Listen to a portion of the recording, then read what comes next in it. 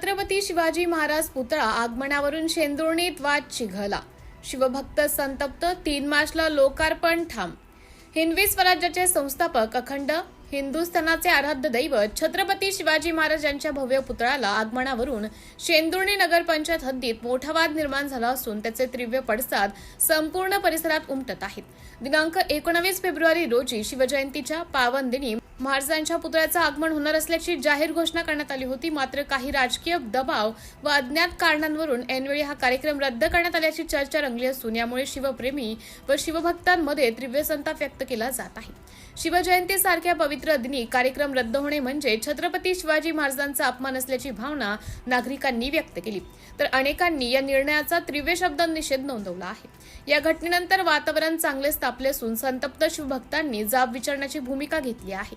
या पार्श्वभूमीवर संबंधित समितीची तातडीची बैठक घेण्यात आली. बैठकीत सखोल चर्चेनंतर दिनांक 3 मार्च 2026 रोजी महाराजांच्या पुतळ्याचे आगमन व भव्य लोकार्पण सोहळा आयोजित करण्याचा ठराव एकमताने मंजूर करण्यात आला. दरम्यान शिवस्मारक परिसरात रात्री उशिरापर्यंत हजारो शिवप्रेमी तरुण एकत्र जमले. कोणत्याही परिस्थितीत 3 मार्च रोजी सायंकाळी 6 वाजता भव्य लोकार्पण सोहळा होणारच असा ठाम निर्णय एकमुखाने घेण्यात आला. तसेच 101% निर्धाराने हा सोहळा पार पाडला जाईल असं जाहीर करत जास्तीत जास्त संख्येने उपस्थित राहण्याचं आवाहन करण्यात आले.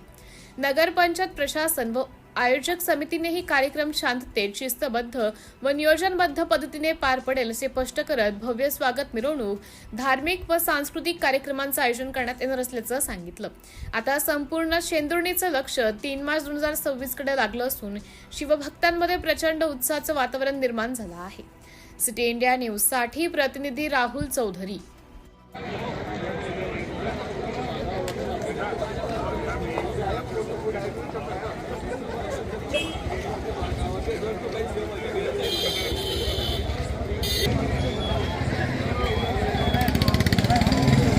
कल्लव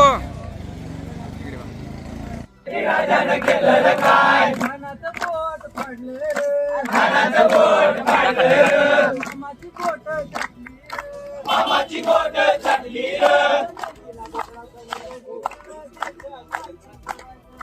देवीला भोगला निवडलं, देशासाठी जगायचं.